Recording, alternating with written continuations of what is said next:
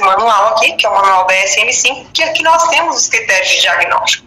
É preciso entender que não é, eu tenho dificuldade de prestar atenção, mas que tipo de dificuldade é essa? Então é preciso uma avaliação, é preciso seguir com os critérios para entender se de fato faz parte de uma característica de um transtorno do neurodesenvolvimento como o TDAH. E nós temos aí quais são as habilidades que são prejudicadas no TDAH. Nós temos a atenção seletiva, então tem dificuldade para permanecer com o foco. Então, muitas vezes, ali a mente está hiperativa, né, buscando vários focos, de sair do foco ao mesmo tempo, então não consegue focar em uma coisa apenas. E o que isso sucede? Geram-se prejuízos, né? Essas funções seguem prejudicadas. A atenção sustentada, o que significa isso, Andréa? Quando aquele sujeito tem dificuldade de permanecer por muito tempo, ou por um tempo considerável, diante de uma atividade, diante de uma situação que é cabível ele aguardar por mais tempo. Então, diante de atividades, diante de proposta, né, de trabalho, entre outras questões. Então, você vai ver aquele sujeito que às vezes está mexendo em uma coisa, já desvia a atenção para outra, e aí esquece o que estava fazendo e vai mudando esse comportamento. E isso você vai conseguir perceber diante dos comportamentos desse sujeito. E tem muito prejuízo correspondente onde?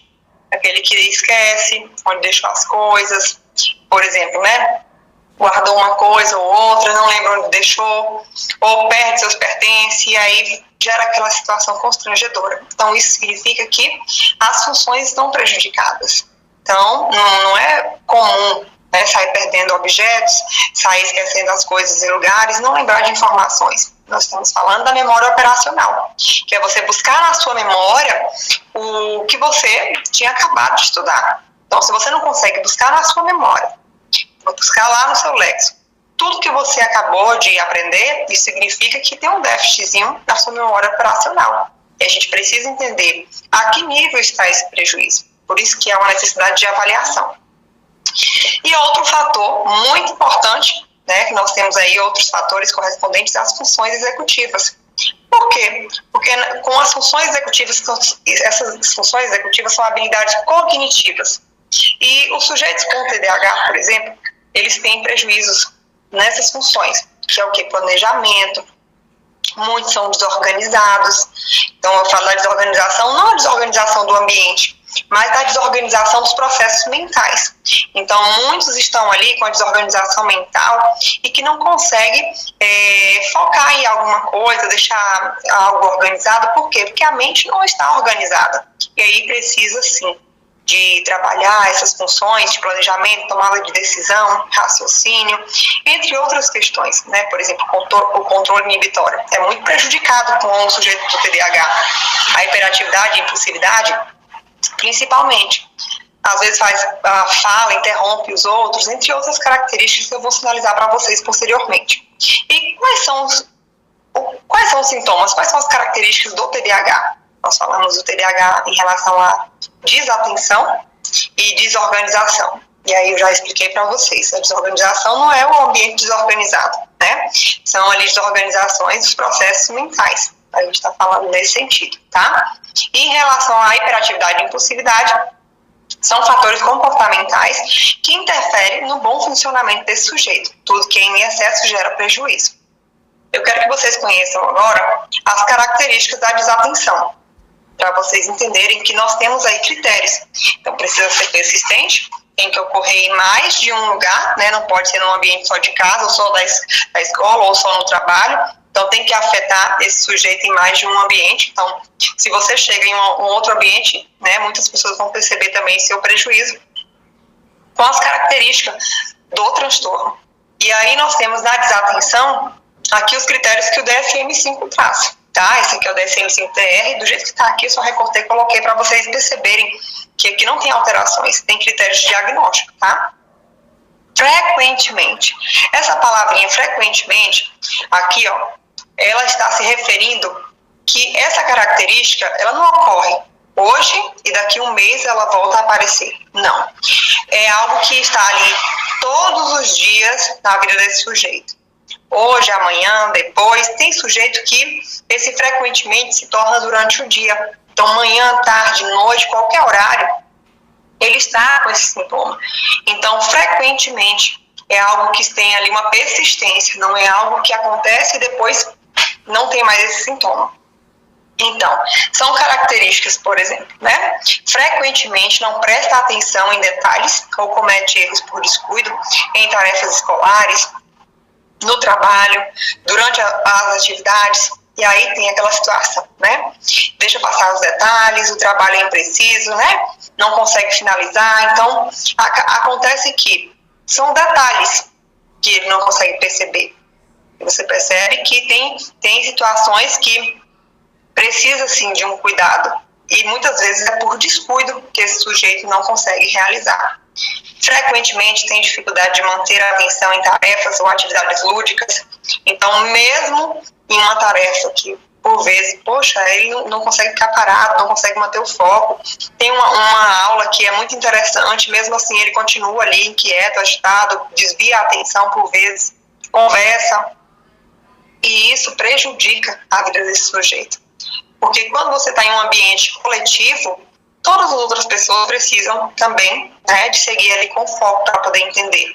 E aí esse sujeito está, né, com conversas paralelas, entre outras questões, prejudicando, né, essa atenção dele e dos demais, automaticamente. Frequentemente parece não escutar quando alguém lhe dirige a palavra. Aí muitas vezes a pessoa fala, ô, fulano faz isso, e ele demora para responder. Ou ele responde, o quê? Oi? Gera aquela situação que parece que ele não está escutando, apesar de ter escutado. Então gera uma distração até mesmo para escutar. Então são sintomas presentes na desatenção. E aqui tem um outro sintoma, que, por exemplo, né, não segue instruções até o fim e não consegue terminar os trabalhos escolares.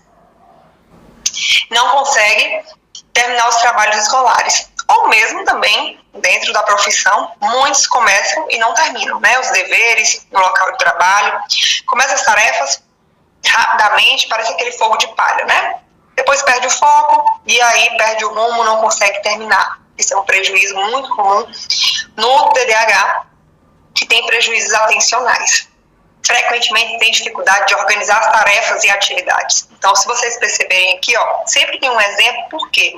Porque nesse exemplo é que você vai se identificar. Tem dificuldade em gerenciar tarefas sequenciais, dificuldade em manter os materiais e os objetos também em ordem, ou que seja, né? Às vezes reflete aquela desorganização mental do sujeito, ela reflete na prática desse sujeito.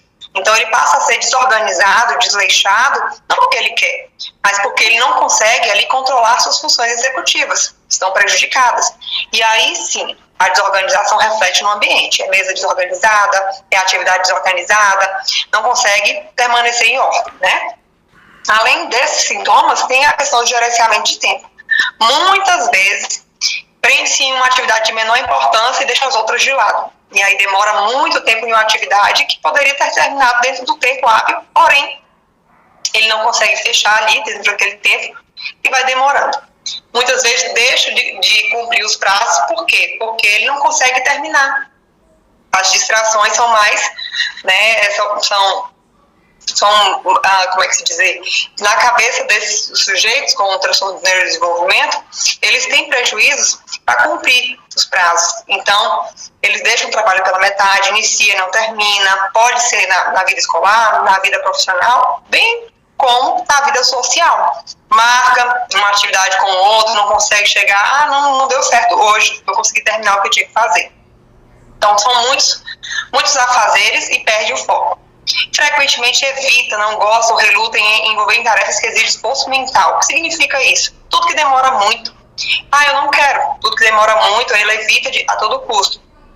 Então, parece que ele não quer, aí gera aquela situação que é desafiadora, né? Então, para um adulto, eu falo assim, para um adulto em si, né? Aquela questão de revisar os trabalhos, de fazer algo minucioso, então nunca vai acontecer, vai evitar. Então, algo que demora demais, que deixa ali uma necessidade de fazer para depois, né? Aquele procrastinador. Então, ele não consegue permanecer com uma atividade que exige esforço mental prolongado. Não estou falando coisa de 5 minutos, não. algo que é extenso mesmo, que demora muito para acabar. E se a gente vem aqui para essa outra característica, que é frequentemente perde coisas necessárias, tarefas, atividades, materiais, aquele que perde as chaves, documento, óculos. Então, assim, acaba que tem um histórico na vida desse sujeito toda que ele está desorganizado. Então, ele perde vários pertences.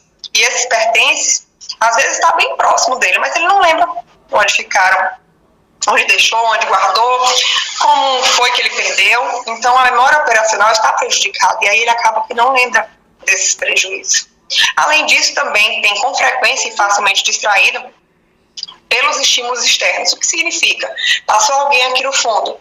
Para quem é distraído, vai focar na pessoa que passou no fundo, ao invés de focar no que eu estou falando. Isso acontece também em momentos, por exemplo, em sala de aula, aquele que não pode ver alguém passar na janela, na porta, alguém que levanta do outro lado, e tudo isso distrai. Um barulho, alguma coisa, sempre vai gerar uma distração para esse sujeito com o TDAH. Bem como, né, na vida adulta. Então, aquele que está ali, aí se distraiu com conversa, se distraiu com outra atividade, já pegou outra coisa, já pegou um outro objeto, e aí, né, o tempo foi passando e esse sujeito não chegou à conclusão. Por quê? Porque ele se distraiu facilmente, tá, com os estímulos externos. Com frequência é esquecido em relação às atividades cotidianas. O que eu falo de cotidiano? Do dia a dia, né? Então, se a gente fala de adolescentes e também pessoas mais velhas, vamos falar do adulto, que é o público que a gente vivencia por mais tempo. Então, esquece de pagar contas, esquece de ligar para alguém, de retornar uma ligação, de organizar uma agenda. Se não anotou, muitas vezes vai esquecer. Vai ter também prejuízos ali para poder posteriormente seguir com a prática, né? Então, horários agendados, se não tiver uma agenda, não consegue seguir com esse foco. E muitas vezes acaba aqui tendo prejuízo, não só na vida acadêmica, social, mas também a profissional, porque tem que ter compromisso. Uma pessoa te contratou para você ter um compromisso ali, muitas vezes você não consegue entregar seu trabalho com qualidade por esse motivo.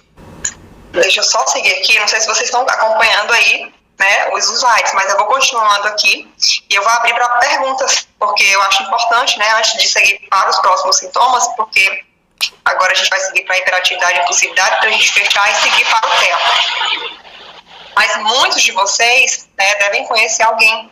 Conhecem não só pessoas próximas, mas também podem, né, conhecer algum familiar, ou mesmo um de vocês, né, tem aí sintomas ou que já observou que precisa de buscar ajuda profissional. Né? São características que são presentes desde a infância, que tem muitos ali que são rotulados, e esses rótulos prejudicam vocês, né, por longo da vida.